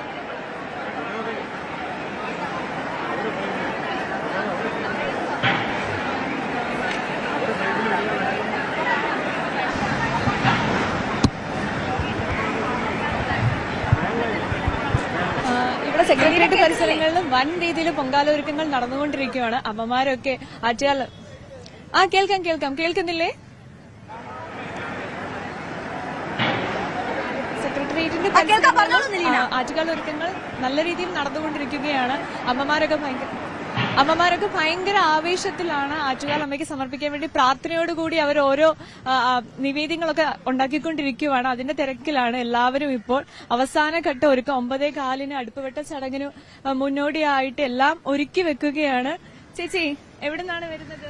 കാട്ടാക്കടയിൽ നിന്ന്. എത്ര വർഷമായി പൊങ്കാല ഇടുന്നുണ്ട്? എന്തൊക്കെയാണ് ഇപ്രാവശ്യം ആറ്റുകാലമ്മയ്ക്ക് സമർപ്പിക്കുന്നത്? പായസം, തെരളി, മുണ്ടപ്പുറ്റ്. ഇത് മൂന്നുമാണ്. എങ്ങനെയുണ്ട് പിന്നെ ഇപ്രാവശ്യത്തെ തിരക്കും ഇതൊക്കെ കണ്ടിട്ട് എന്ത് തോന്നുന്നു? കുഴപ്പമില്ല. അങ്ങനെ എല്ലാവരും ഓരോരുത്തർ ഓരോ ഒരുക്കങ്ങളിൽ, തെരളി, മണ്ടപ്പുറ്റും ഇതിന്റെയൊക്കെ ഒരുക്കങ്ങളിലാണ് എല്ലാവരെയും നമുക്കിപ്പോ കാണാൻ സാധിക്കുന്നത്. എവിടുന്നാണ് ചേച്ചി വരുന്നത്? കാട്ടാക്കടയിൽ തന്നെ. ഒരുമിച്ച് വന്നതാണോ? ഒരുപാട് വർഷമായോ ചേച്ചി ഇടുന്നു? ഒരുപാട് വർഷം കൊണ്ട് ഇടുന്നുണ്ട്. കഴിഞ്ഞ 2 വർഷം മുടക്കമായി. എങ്ങനെയുണ്ട് ഈ വർഷം? ഇപ്പൊ 2 വർഷത്തിന് ശേഷം വീണ്ടും ഇപ്പോഴും വരുന്നു. എന്തൊക്കെയുണ്ട് ഇപ്രാവശ്യം? എന്തൊക്കെയാണ് അമ്മയ്ക്ക് ഒരുക്കുന്നത്? ഞാൻ കടും പായസവും തെരളിയും. അങ്ങനെ എല്ലാവരും ഒരുക്കങ്ങൾ ഇങ്ങനെ തകൃതിയായി നടന്നുകൊണ്ടിരിക്കുകയാണ് ആറ്റുകാൽ അമ്മയ്ക്ക് വേണ്ടിയിട്ട്. തിരക്കുകൾ കൂടി തുടങ്ങുവാണ്. ഇപ്പൊ ആളുകൾ ആദ്യമേ തന്നെ എത്തിത്തുടങ്ങിയിട്ടുണ്ട്. ഇനിയും ബാക്കിയുള്ളവരെല്ലാവരും ഒരുക്കങ്ങൾ നടന്നുകൊണ്ടിരിക്കുകയാണ്. മാക്സിമം 2 പേർ മാത്രമാണ് അനുവദിച്ചിരിക്കുന്നത്. ദേവി ദർശനം കഴിഞ്ഞ് പ്രാർത്ഥന മണ്ഡപത്തിൽ എത്തിയതിനു ശേഷമേ താലപ്പൊലി നേർച്ചക്കാർ മടങ്ങി പോകാവൂ. എല്ലായിടത്തും തന്നെ പൊങ്കാല അടുപ്പുകളെല്ലാം തന്നെ തയ്യാറായിട്ടുണ്ട്. ഒരുപാട് നാളത്തെ അവരുടെ കാത്തിരിപ്പാണ് അല്ലെ. ഈ വർഷം കഴിഞ്ഞ് ഈ ദിവസത്തെ പൊങ്കാല കഴിഞ്ഞ് അവർ പോയി കഴിഞ്ഞാൽ അടുത്ത വർഷത്തേക്ക് അവർ കാത്തിരിക്കുകയാണ് ഈ ഒരു ദിവസത്തിന് വേണ്ടി. സ്ഥലത്തൊക്കെ ഇപ്പോ പുലർച്ചെ ആയതുകൊണ്ട് അല്ലെങ്കിൽ രാവിലത്തെ സമയം ആയതുകൊണ്ട് നിൽക്കാൻ പറ്റുന്ന ഒരവസ്ഥയാണ്. കുറച്ചുകൂടി കഴിഞ്ഞാൽ അവിടെ നിൽക്കാൻ പോലും പറ്റാത്ത അത്ര ചൂടായിരിക്കും അനുഭവപ്പെടാൻ പോകുന്നത്. നമുക്കറിയാം കുംഭമാസമാണ്. കുംഭമാസത്തിലെ കാർത്തിക നാളിലാണ് ഉത്സവത്തിന്റെ ഒരുക്കങ്ങൾ ഉത്സവം തുടങ്ങുന്നത്. അത് പൊങ്കാലയിൽ എത്തുന്നത് പൂരം നാളിലാണ്. കുംഭമാസത്തിലെ പൂരം നാളിൽ പൗർണമിയുടെ അന്നാണ് പൊങ്കാല നടക്കുക. അപ്പോൾ ചൂട് ഏറ്റവും കൂടിയ സമയമാണ്. നമുക്കറിയാം കഴിഞ്ഞ ദിവസങ്ങളിലൊക്കെ ചെറിയ ചാറ്റൽ മഴയൊക്കെ തിരുവനന്തപുരത്ത് കിട്ടി. പക്ഷെ മലയോര മേഖലകളിൽ നല്ല മഴ കിട്ടിയ ഇടങ്ങളുമുണ്ട്. പക്ഷെ ചൂടിനൊരു കുറവുമില്ല. അപ്പോൾ സ്റ്റാച്യു, തമ്പാനൂർ തുടങ്ങിയ ഇടങ്ങളിൽ കുറച്ച് കഴിയുമ്പോൾ തന്നെ വലിയ ചൂട് അനുഭവപ്പെടും. പക്ഷേ അവിടെ ആയിരിക്കും ആളുകൾ. അതെ അതെ, എല്ലാ വർഷവും ഇങ്ങനെ വരണം. ഇത്രയും വെയിലിനെ ഒക്കെ അവർ അവഗണിച്ചുകൊണ്ട് നിൽക്കണമെങ്കിൽ അവർക്ക് അത്രയേറെ ഭക്തി ഉണ്ടെന്നുള്ളതാണ് ഏറ്റവും പ്രധാനപ്പെട്ട കാര്യം. രേണുക, ഇത്തവണ കോർപ്പറേഷൻ നമ്മുടെ വി രാജേഷ് മേയർ ആയതിനു ശേഷമുള്ള ആദ്യത്തെ പൊങ്കാലയാണ്. ഇന്നലെ അദ്ദേഹം ന്യൂസ് 18നോട് ആ സന്തോഷം പങ്കുവച്ചിരുന്നു.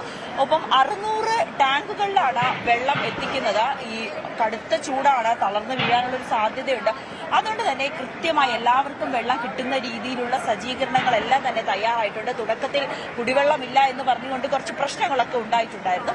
അതെല്ലാം കൃത്യമായി പരിഹരിച്ചുകൊണ്ട് തന്നെയാണ് അദ്ദേഹം ഇത്തരത്തിലുള്ള കോർപ്പറേഷൻ എല്ലാ ക്രമീകരണവും കോർപ്പറേഷന്റെ ഭാഗത്തു നിന്നുണ്ട്, സന്നദ്ധ സംഘടനകളുടെ ഭാഗത്തു നിന്നുണ്ട്, എല്ലായിടത്തും ഉണ്ട്. പക്ഷേ നമുക്ക് ഈ പൊങ്കാല ഇടാൻ വരുന്നവരോട് പറയാനുള്ളതെന്ന് വെച്ചാൽ ഇതിനോടകം തന്നെ വലിയ നിർദ്ദേശങ്ങളൊക്കെ കൊടുത്തിട്ടുണ്ട്.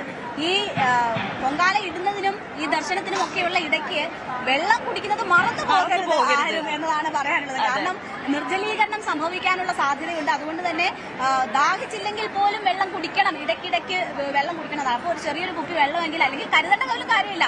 ഓരോ സ്ഥലങ്ങളിലായി വെള്ളം കൊടുക്കുന്നുണ്ട്. അത് വാങ്ങി കുടിക്കുക എന്നുള്ള ഒരു സമയം കൂടി കണ്ടെത്തുക.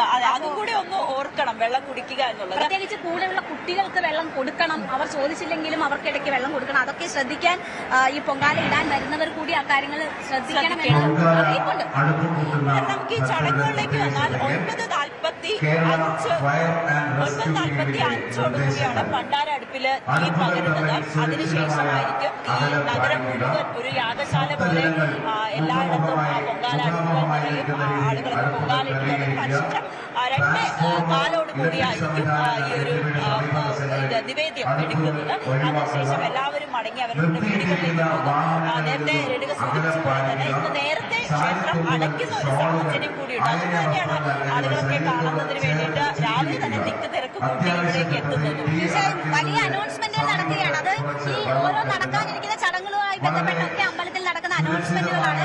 നമുക്ക് ഒരു ചെറിയ ഇടവേള എടുത്തതിന് ശേഷം വളരെ പെട്ടെന്ന് തിരിച്ചെത്താം.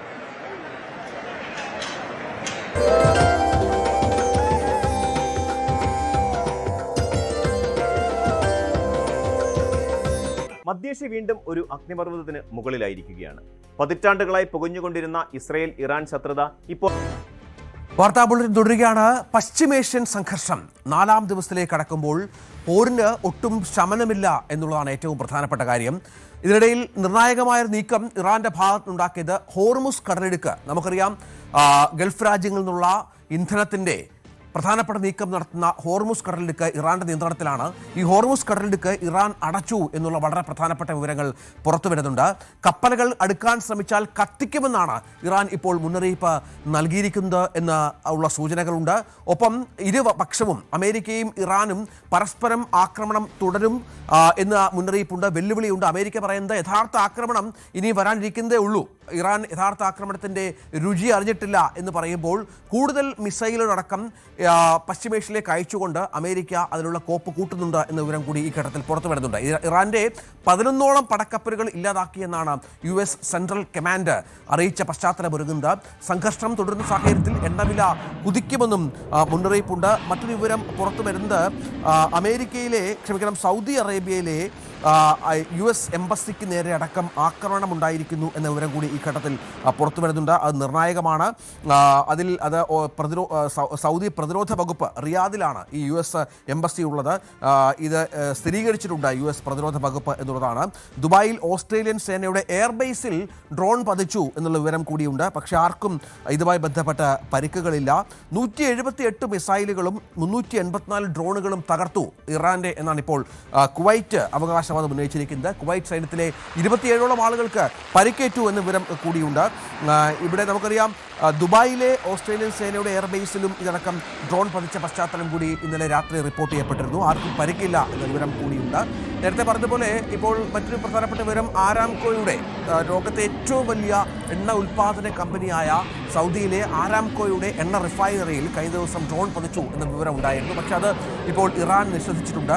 ആരാംകോയിലെ എണ്ണ റിഫൈനറിക്ക് നേരെ ഡ്രോണുകൾ ഉപയോഗിച്ചിട്ടില്ല എന്നാണ് ഇറാൻ പറഞ്ഞു വെക്കുന്നത്. ഇതടക്കം നിരവധി കാര്യങ്ങൾ ഇപ്പോഴും നടക്കുകയാണ്. പാർവതി സത്യദേവൻ ഏറ്റവും പുതിയ വിവരങ്ങളുമായി ചേരുകയാണ്. പാർവതി, ആക്രമണം 4ാം ദിവസമാണ്.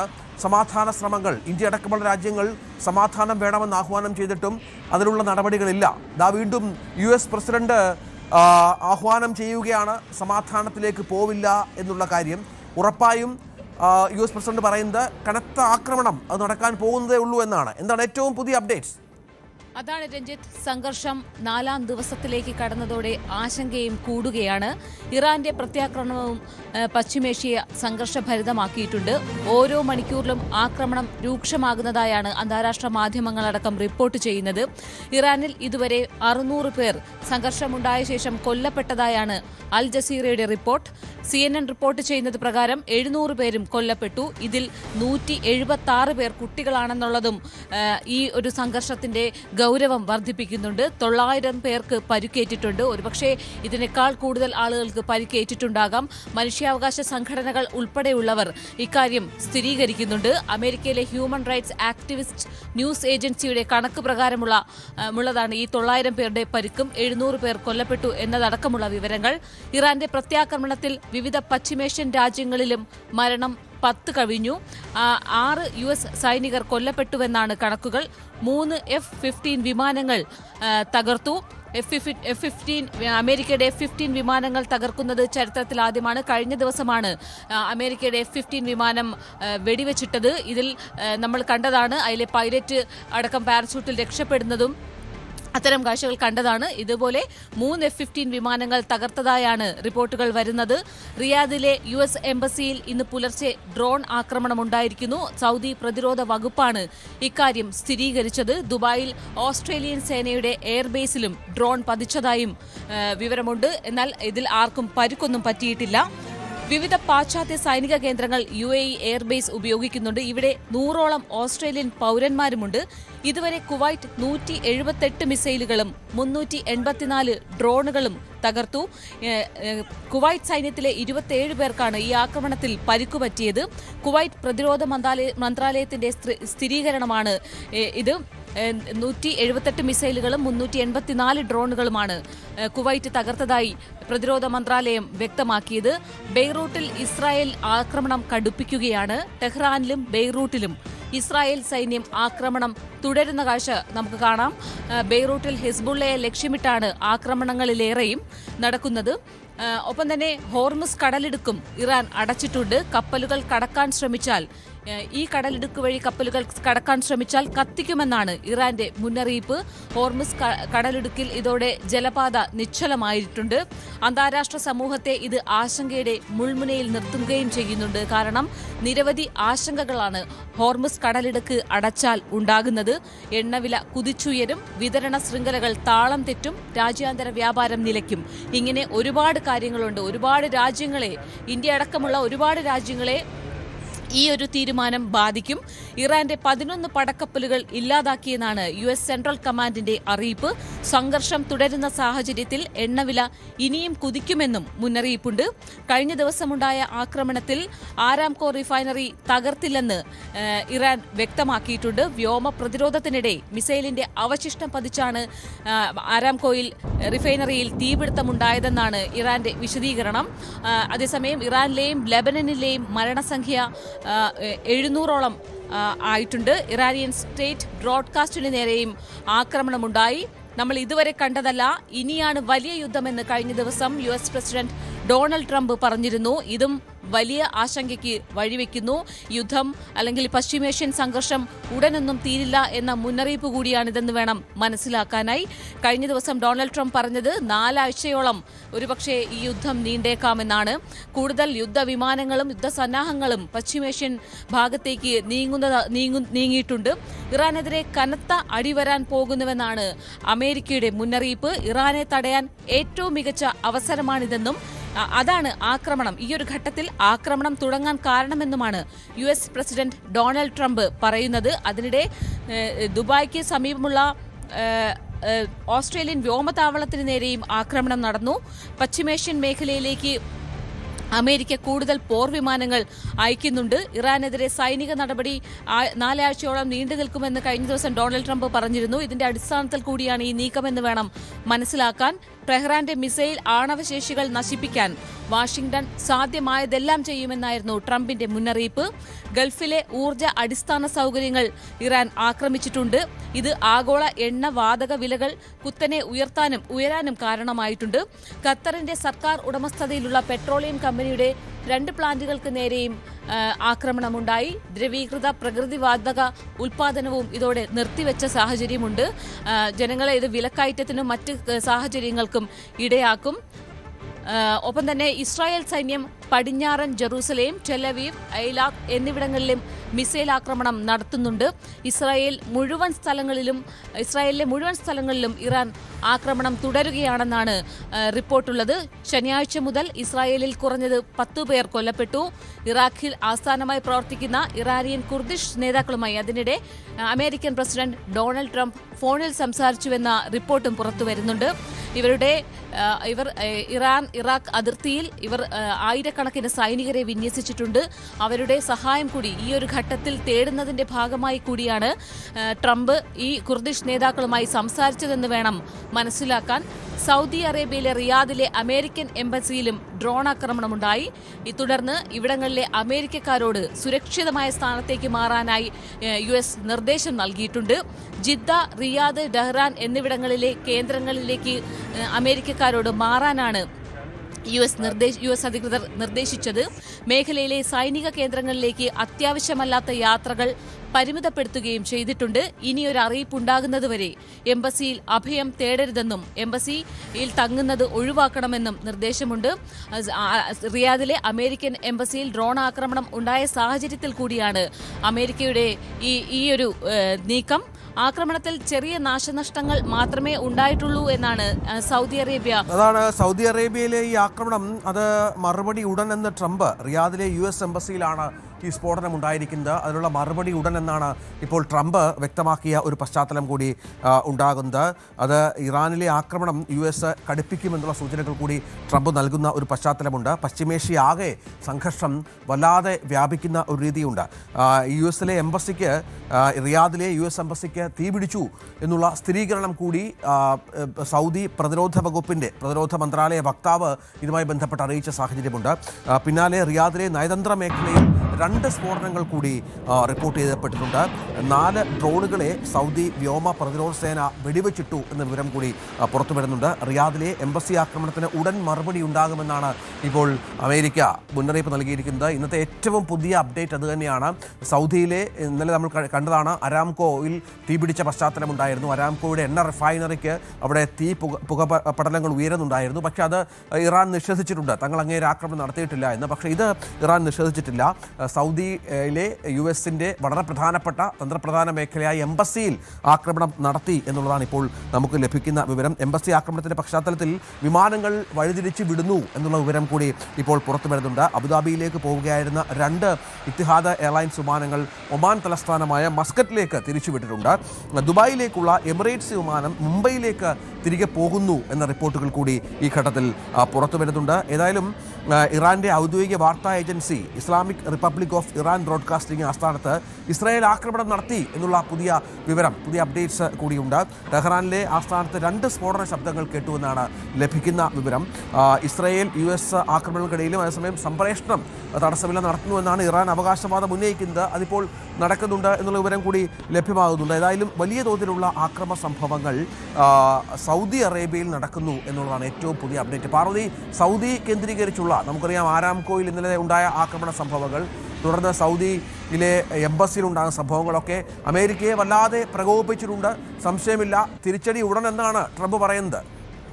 തീർച്ചയായും രഞ്ജിത്ത്, ഇപ്പോൾ പുറത്തുവരുന്ന മറ്റൊരു പ്രധാന വിവരം ഇതാണ്. ബഹ്റിനിൽ തുടർച്ചയായി സൈറൻ മുഴങ്ങുന്നു. ജനങ്ങളോട് എല്ലാവരും ഷെൽട്ടറുകളിലേക്ക് മാറാൻ നിർദ്ദേശം നൽകിയിട്ടുണ്ട് അധികൃതർ.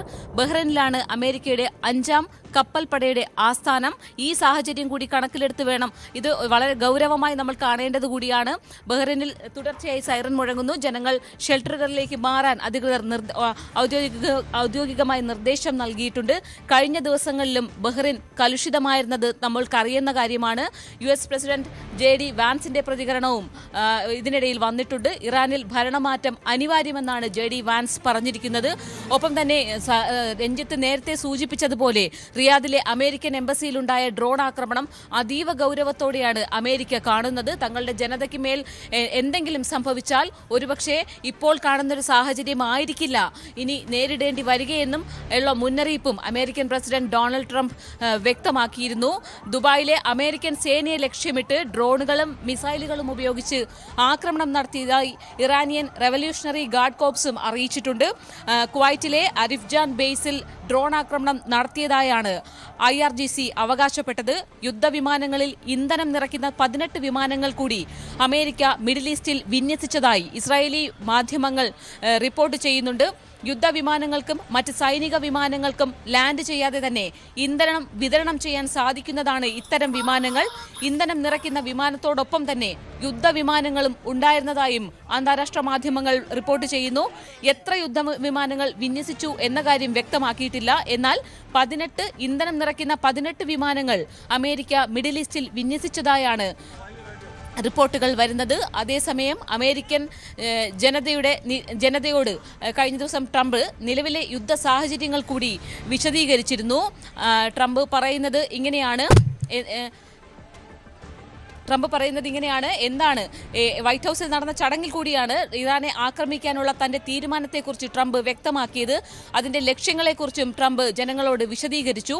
ഇറാന്റെ മിസൈൽ ശേഷി ഇല്ലാതാക്കുക, പുതിയവ നിർമ്മിക്കാനുള്ള ശേഷി നശിപ്പിക്കുക, ഇറാനിയൻ നാവികസേനയെ ഉന്മൂലനം ചെയ്യുക, ടെഹ്റാന് ആണവായുധം സ്വന്തമാക്കാൻ കഴിയില്ലെന്ന് ഉറപ്പാക്കുക, അതിർത്തിക്ക് പുറത്ത് ഒരു ഫണ്ട് ഗ്രൂപ്പ് ആയുധം നൽകാൻ കഴിയുന്നില്ലെന്ന് ഉറപ്പാക്കുക എന്നിവയാണ് താൻ ഈ യുദ്ധത്തിലൂടെ ലക്ഷ്യമിടുന്നതെന്നാണ് ട്രംപ് വ്യക്തമാക്കുന്നത്. അപ്പോഴും പാർവതി, ഈ യുദ്ധം അവസാനിപ്പിക്കുന്നതുമായി ബന്ധപ്പെട്ട് ഒരു തരത്തിലുള്ള നീക്കവും ഉണ്ടാകുന്നില്ല എന്നുള്ളതാണ്. യുദ്ധം ദീർഘകാലം തുടരുമെന്നാണ് ട്രംപ് വ്യക്തമാക്കുന്നത്. ട്രംപ് പറയുന്നത് 2 ആഴ്ച മുതൽ 4 ആഴ്ച വരെ യുദ്ധവുമായി ബന്ധപ്പെട്ട സാഹചര്യങ്ങൾ നീണ്ടു നിന്നേക്കാം. പക്ഷേ ഇറാൻ ഒരു തരത്തിൽ പോലും ഇതുവരെ പുറകോട്ട് പോകുന്ന പശ്ചാത്തലമില്ല. അവർക്ക് വലിയ തിരിച്ചടി ഉണ്ടായിട്ടും അവരുമായി ബന്ധപ്പെട്ട് നിരവധി പ്രശ്നങ്ങൾ ഉണ്ടായിട്ടും ഇപ്പോൾ ടെഹ്റാനിലെ നമുക്ക് ഏറ്റവും ഒടുവിൽ ലഭിക്കുന്ന വിവരമനുസരിച്ച് ടെഹ്റാനിലെ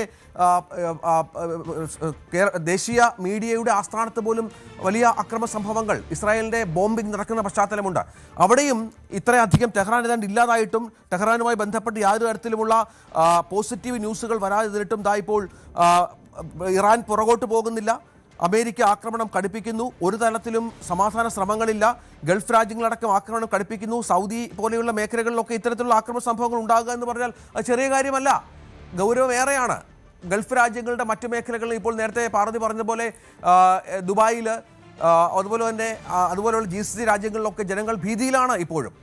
അതിന് ഒരു ശമനം വരുന്നില്ല എന്നുള്ളതാണല്ലോ പ്രധാനം.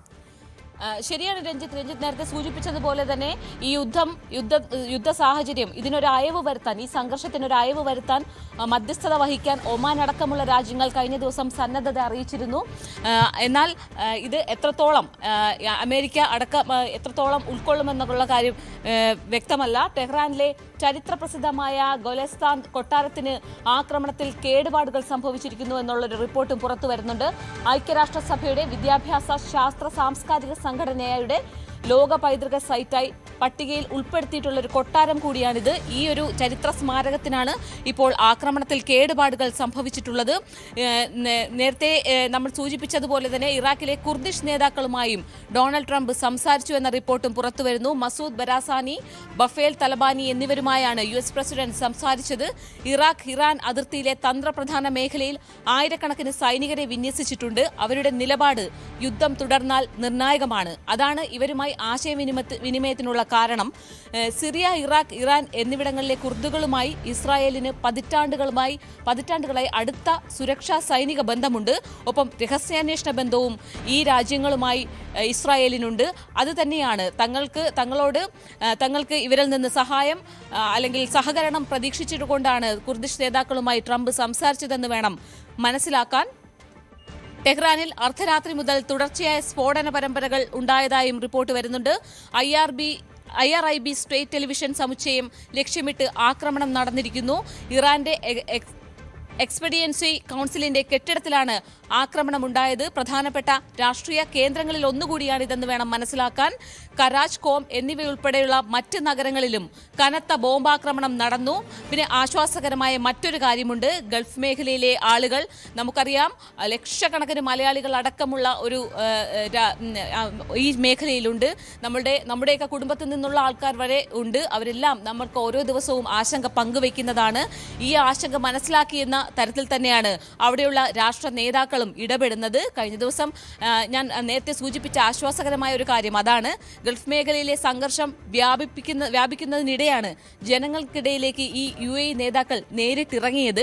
കഴിഞ്ഞ ദിവസം ദുബായ് മാളിൽ UAE president Sheikh Mohammed bin Zayed ഏറെ സമയം ചെലവിട്ടു. ആളുകളുമായി സംസാരിച്ചു, കുട്ടികളുമായി സംസാരിച്ചു, ആശങ്ക വേണ്ടെന്ന് ജനങ്ങളോട് പറഞ്ഞു മനസ്സിലാക്കി. ഇതൊക്കെ തന്നെ ഒരു വലിയ കാര്യം, ജനങ്ങൾക്ക് വലിയ ആശ്വാസം നൽകുന്ന ഒരു കാര്യമായി വേണം കാണാൻ. വ്യാജ പ്രചരണങ്ങളിൽ വിശ്വസിക്കരുതെന്ന് അടിക്കടി അവർ മെസ്സേജുകളും മറ്റു കോളുകളും സന്ദേശങ്ങൾ ജനങ്ങൾക്ക് അയക്കുന്നുണ്ട്. വ്യാജ പ്രചരണങ്ങൾ വിശ്വസിക്കരുത്, സോഷ്യൽ മീഡിയയിൽ ഒരുപാട് ഫേക്കായിട്ടുള്ള കാര്യങ്ങൾ വരുന്നുണ്ട്, അത്തരം കാര്യങ്ങൾ വിശ്വസിക്കരുത് എന്നൊക്കെ ഈ രാഷ്ട്ര തലവന്മാർ പറയുന്നു. ജനങ്ങളുടെ ആശങ്ക പരിഹരിക്കാനായി അവരുടെ ഭാഗത്ത് നിന്ന് കാര്യമായ ഇടപെടലും നടക്കുന്നുണ്ട്.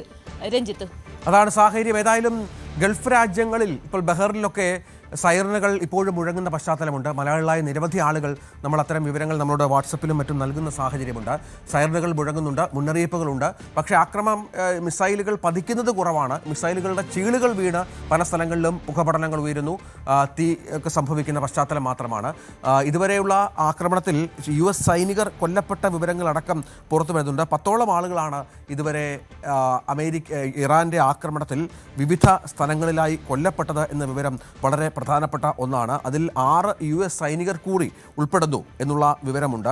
അത് അമേരിക്ക സ്ഥിരീകരിച്ച പശ്ചാത്തലം കൂടിയുണ്ട്. 3 F-15 വിമാനങ്ങൾ അമേരിക്കയ്ക്ക് നഷ്ടപ്പെട്ട സാഹചര്യവും ഗൗരവതരമാണ്. ഇതൊന്നും ട്രംപിനെ അടക്കിയിരുത്തുന്ന ഒന്നല്ല. സ്വാഭാവികമായും ട്രംപിന് ഇതുമായി ബന്ധപ്പെട്ട് പലതരത്തിലുള്ള പ്രതികാര നടപടികളിലേക്ക് ട്രംപ് പോകേണ്ടി വരും എന്നുള്ളത് പ്രധാനപ്പെട്ട കാര്യമാണ്. ഒപ്പം ഇറാനിലെ സ്കൂളിൽ കഴിഞ്ഞ ദിവസം അമേരിക്ക ആദ്യഘട്ടത്തിൽ ഇസ്രായേൽ നടത്തിയ ആക്രമണത്തിൽ 200-ന് മുകളിൽ മരണം സംഭവിച്ചു എന്നുള്ളതാണ്. ഈ വിഷയത്തെ UN അപലപിച്ച പശ്ചാത്തലം കൂടിയുണ്ട്. മനുഷ്യാവകാശ ലംഘനമാണ് ഇതെന്നും ഇതുമായി ബന്ധപ്പെട്ട അത്തരത്തിലുള്ള നിലപാട് UN സ്വീകരിക്കണം എന്നുമാണ് ഇപ്പോൾ ഇറാൻ ആവശ്യപ്പെട്ടിരിക്കുന്നത്. ഒപ്പം ഹെസബുല്ല എന്ന പ്രധാനപ്പെട്ട സംഘടനയെ ഇസ്രായേൽ ലക്ഷ്യമിടുന്നുണ്ട്. അത് വളരെ നിർണായകമാണ്. അവരുടെ കമാൻഡറെ അടക്കം വധിച്ചിട്ടുണ്ട്. അവിടെ കൂടുതൽ ആക്രമണങ്ങൾ ലെബനനിൽ നടത്തുന്നു എന്നുള്ള വിവരം ഈ ഘട്ടത്തിൽ പുറത്തു വരുന്നുണ്ട്. അത് മാത്രമല്ല, വിമാന സർവീസുകൾ അത് ഭാഗികമായി ആരംഭിച്ചു എന്ന വിവരം ആശ്വാസകരമാണ്. നമുക്കറിയാം, കഴിഞ്ഞ ദിവസങ്ങളിലൊക്കെ വിവിധ ഗൾഫ് രാജ്യങ്ങളിലേക്കുള്ള വിമാന സർവീസുകൾ പൂർണ്ണമായും നിന്ന ഒരു പശ്ചാത്തലമുണ്ടായിരുന്നു. അത് അവസാനിച്ചിട്ട് കേരളത്തിൽ നടക്കമുള്ള വിമാന സർവീസുകൾ ഭാഗികമായി തുടങ്ങി എന്നുള്ള വിവരം ഈ ഘട്ടത്തിൽ പുറത്തു വരുന്നുണ്ട്. എയർപോർട്ടുകൾ കുടുങ്ങിയവരുമായുള്ള 8 വിമാനങ്ങൾ അബുദാബിയിൽ നിന്ന് കേരളത്തിലേക്ക് എത്തിയിട്ടുണ്ട്. നെടുമ്പാശ്ശേരി വിമാനത്താവളത്തിലാണ് സംഘം എത്തിയത്. എയർ ഇന്ത്യ എക്സ്പ്രസിന്റെ ഒമാൻ സർവീസും ഉടൻ ആരംഭിക്കും എന്നുള്ളതാണ്. ഇൻഡിഗോ എയർവേസും ഉടൻ സർവീസ് തുടങ്ങിയേക്കാം എന്നുള്ള വിവരമാണ് ഈ ഘട്ടത്തിൽ പുറത്തു വരുന്നത്. അത് നിർണായകമായ ഒന്ന് തന്നെയാണ്, സംശയമില്ല. അതായിപ്പോൾ ഡാനി പോൾ ഏറ്റവും പുതിയ വിവരങ്ങളുമായി ചേരും. ഡാനി, നിരവധി വിമാനങ്ങൾ കഴിഞ്ഞ ദിവസങ്ങളിലൊക്കെ റിപ്പോർട്ട് ചെയ്തിരിക്കുന്നു. ഇപ്പോൾ തിരുവനന്തപുരത്ത് നിന്ന് ലഭിക്കുന്ന വിവരമനുസരിച്ച് ചില ക്യാൻസലേഷൻസ് ഉണ്ട്. ഒമാൻ എയറിന്റെ മസ്കറ്റ് വിമാനം ജസ്റ്റ് ലാൻഡഡ്, ഡിപ്പാർച്ചർ അറ്റ് 8:20 എന്നുള്ളതാണ്. ടുഡേസ് ക്യാൻസലേഷൻ എന്ന് പറഞ്ഞ് കുറച്ച് ലിസ്റ്റുകളൊക്കെ വന്നിട്ടുണ്ട്. അതിന്റെ വിശദാംശങ്ങളിലേക്ക് കടക്കേണ്ടതുണ്ട്. എന്താണ് നെടുമ്പാശ്ശേരിയിലെ വിവരം, ഡാനി? രഞ്ജിത്ത്, നെടുമ്പാശ്ശേരിയിൽ നിന്ന് ഇന്ന് ഗൾഫ് മേഖലകളിലേക്കുള്ള, അതായത് വിവിധ സെക്ടറുകളിലേക്കുള്ള 25ഓളം സർവീസുകൾ ഇന്ന് റദ്ദ് ചെയ്തിട്ടുണ്ട്. പല സമയങ്ങളിലായിട്ട്, അതായത് ഇന്ന് പുലർച്ചെ മുതൽ വൈകുന്നേരം വരെ നീളുന്ന ഷെഡ്യൂളിൽ പല സമയങ്ങളിലായിട്ടുള്ള 25ഓളം സർവീസുകൾ റദ്ദ് ചെയ്തു എന്നുള്ള ഒരു അറിയിപ്പ് വന്നിട്ടുണ്ട്. അതോടൊപ്പം തന്നെയാണ് അവിടെ നിന്ന് ഗൾഫ് മേഖലയിൽ നിന്ന് ഇവിടേക്ക് എത്തേണ്ട 25ഓളം സർവീസുകൾ, വിവിധ വിമാന കമ്പനികളുടേതായ 25ഓളം സർവീസുകളും ഇന്ന് റദ്ദ് ചെയ്തതായിട്ടാണ് അറിയിച്ചിരിക്കുന്നത്. പക്ഷെ അതേസമയം തന്നെ ഒരു ആശ്വാസകരമായ ഒരു വാർത്തയുള്ളത്, കഴിഞ്ഞ ദിവസങ്ങളിൽ അബുദാബിയിൽ നിന്നുള്ള ആദ്യ വിമാനം കൊച്ചിയിൽ എത്തിയിരുന്നു. ഇത്തിഹാദ് വിമാനം ആണ് ഇവിടേക്ക് എത്തിയത്.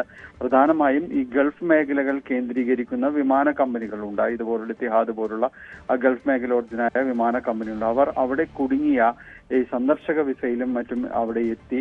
അതോടൊപ്പം തന്നെ അവിടെ ചാർട്ട് ചെയ്യുകയും ഈ ദിവസങ്ങളിൽ ഇങ്ങോട്ട് വരാൻ തീരുമാനിക്കുകയും ചെയ്തു. ഈ 2-3 ദിവസങ്ങളായി വരാൻ തീരുമാനിക്കുകയും ക്യാൻസലേഷൻ ആവുകയും ചെയ്ത ആ യാത്രക്കാരുണ്ട്. അവർക്ക് മുൻഗണന നൽകിക്കൊണ്ട് അവരെ അതത് സ്ഥലങ്ങളിൽ തിരിച്ചെത്തിക്കുക എന്ന ഒരു പരിഗണന നൽകിക്കൊണ്ട് പ്രവർത്തിക്കുന്നു. അങ്ങനെ സർവീസുകൾ, ആദ്യ സർവീസുകൾ ഇന്നലെ ഡൽഹിയിൽ വിമാനമെത്തി. അതിനുശേഷം അബുദാബിയിൽ നിന്ന് കൊച്ചിയിൽ വിമാനം വരികയും ചെയ്തു. അപ്പോൾ ഇവിടങ്ങളിലെ യാത്രക്കാർ, മലയാളികൾ ഉൾപ്പെടെയുള്ള പല യാത്രക്കാരുമുണ്ട്, വിവിധ രാജ്യങ്ങളിലെ യാത്രക്കാരുണ്ട്. അവർക്ക് ഇവിടെ നിന്ന് മറ്റിവിടങ്ങളിലേക്ക് പോകാനായിട്ട് സാധിക്കുന്നു എന്നതാണ്. യൂറോപ്പ്, കാനഡ എന്നിവിടങ്ങളിൽ നിന്നുള്ളവരും ഈ വിമാനങ്ങളിൽ ഇന്നലെ രാത്രി 10:30 കൊച്ചിയിലെത്തിയ വിമാനത്തിൽ ഉണ്ടായിരുന്നു.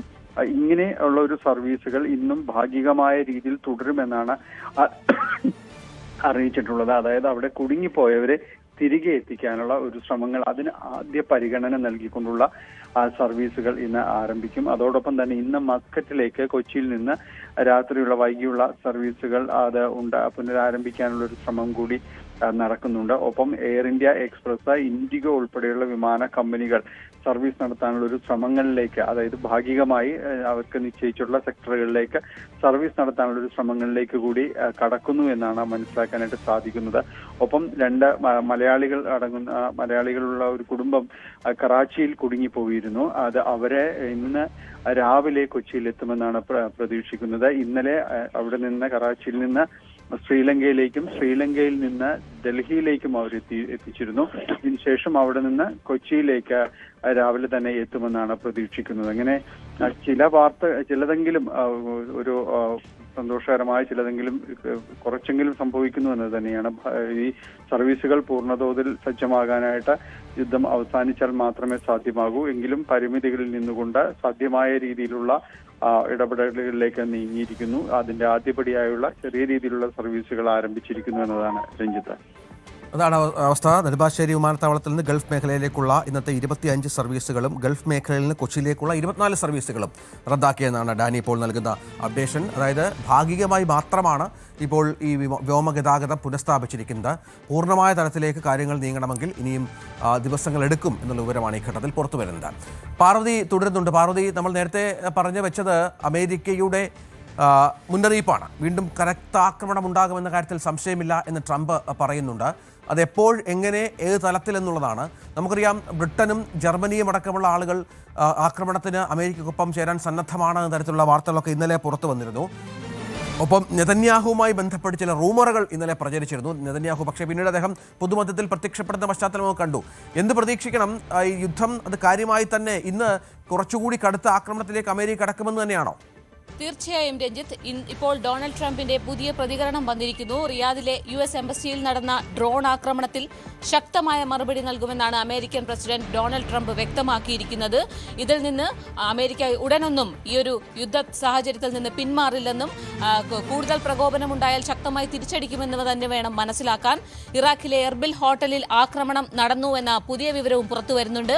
ഇറാൻ അതിർത്തിയിലെ ഹോട്ടലാണ് ഈ എർബിൽ ഹോട്ടൽ. അവിടെ US സൈനികർ താമസിച്ചിരുന്ന ഹോട്ടലാണെന്ന് കൂടിയാണ് മനസ്സിലാകുന്നത്. ആക്രമണത്തിൽ ഹോട്ടലിന് തീ പിടിച്ചിട്ടുണ്ട്.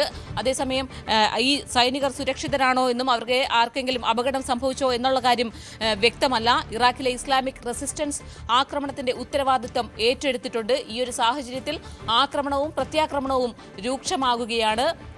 പശ്ചിമേഷ്യയിൽ യുദ്ധം തുടങ്ങി 4 ദിവസം പിന്നിടുമ്പോൾ ആശങ്കയും കൂടുകയാണ്. ഇറാന്റെ പ്രത്യാക്രമണത്തിൽ പശ്ചിമേഷ്യ സംഘർഷഭരിതമാണ്. ഹോർമുസ് കടലിടുക്കിൽ ജലപാത നിശ്ചലമാണ്. നമുക്കറിയാം കപ്പലുകൾ കത്തിക്കുമെന്ന് ഇറാൻ മുന്നറിയിപ്പ് നൽകിയിട്ടുണ്ട്. അന്താരാഷ്ട്ര സമൂഹത്തിനെ ഇത് വലിയ ആശങ്കയിലാക്കിയിട്ടുണ്ട്.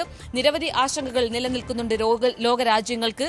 എണ്ണവില കുതിച്ചുയരുന്നതും വിതരണ ശൃംഖലകൾ താളം തെറ്റുന്നതും രാജ്യാന്തര വ്യാപാരം നിലയ്ക്കുന്നതും അടക്കം ഇതിൽ ഉൾപ്പെടും. ഏതായാലും ഈ സൗദിയിലെ ആക്രമണത്തിന്റെ പശ്ചാത്തലത്തിൽ കനത്ത തിരിച്ചടി നൽകാൻ തന്നെയാണ് അമേരിക്കയുടെ തീരുമാനമെന്ന് വേണം മനസ്സിലാക്കാൻ. അതാണ് ട്രംപിന്റെ പ്രതികരണവും വ്യക്തമാക്കുന്നത്. റിയാദിലെ അമേരിക്കൻ എംബസിയിൽ നടത്തിയ ഡ്രോൺ ആക്രമണം വലിയ നാശമാണ് ഉണ്ടാക്കിയത്. ഇവിടുത്തെ അമേരിക്കക്കാരോട് സുരക്ഷിത സ്ഥാനത്തേക്ക് മാറാൻ നിർദ്ദേശം നൽകിയിട്ടുണ്ട്. എങ്കിലും ഈ ഒരു ആക്രമണം അമേരിക്കയെ വല്ലാതെ പ്രകോപിപ്പിച്ചിട്ടുണ്ട്. റിയാദിലെ ഈ എംബസിയിൽ നടന്ന ആക്രമണത്തിൽ ശക്തമായ മറുപടി നൽകുമെന്ന് തന്നെയാണ് അമേരിക്കൻ പ്രസിഡന്റ് തന്നെ വ്യക്തമാക്കുന്നത്. വരുന്ന മണിക്കൂറുകൾ നിർണായകമാണ്. എപ്പോൾ വേണമെങ്കിലും ആക്രമണം ഉണ്ടായേക്കാം, കൂടുതൽ ആക്രമണങ്ങൾ ഉണ്ടായേക്കാം, ആൾനാശം ഉണ്ടായേക്കാം. ഇതുവരെ 700 പേർ കൊല്ലപ്പെട്ടു, 176 കുട്ടികൾ ഇതിൽ ഉൾപ്പെടുന്നു, 900-ലേറെ പേർക്ക് പരിക്കു പറ്റിയിരിക്കുന്നു. ഈ മരണസംഖ്യ ഉയരുകയാണ്. വലിയ സാഹചര്യത്തിലേക്ക് പോകാതെ വലിയ ലോകരാജ്യങ്ങൾ ഇടപെട്ട് യുദ്ധത്തിന് ഈ ഒരു സംഘർഷത്തിന് അയവ് വരുത്തുമെന്ന് നമുക്ക് പ്രതീക്ഷിക്കാം. രഞ്ജിത്ത്, അതാണ് സാഹചര്യം. ഏതായാലും സംഘർഷത്തിന് അയവുണ്ടാകുമോ എന്ന കാര്യത്തിലും ഒരു വ്യക്തതയില്ല. അപ്പോഴും അമേരിക്കയടക്കം ആക്രമണം കടുപ്പിക്കും എന്ന് തുടർച്ചയായി പറഞ്ഞുകൊണ്ടിരിക്കുന്ന പശ്ചാത്തലം വളരെ പ്രധാനമാണ്. പാർവതി സത്യദേവനാണ് വിവരങ്ങൾ പങ്കുവച്ചുകൊണ്ടിരുന്നത്. നമ്മുടെ ഒരു സ്പെഷ്യൽ ഡേയിലേക്ക് ഒന്ന് കടക്കണം. ഞങ്ങളുടെ സഹപ്രവർത്തകൻ രാജേഷ് വെമ്പായത്തിൻ്റെയും കവിതയുടെയും മകൾ ആമികയുടെ 6ാം പിറന്നാളാണ് ഇന്ന്. ആശംസകൾ അറിയിക്കുന്നത് അപ്പൂസും അച്ഛനും അമ്മയും. ആമിക മോൾക്ക് ന്യൂസ് 8-ൻ്റെയും ഞങ്ങളുടെ എല്ലാവരുടെയും ആശംസകൾ നേരുന്നു.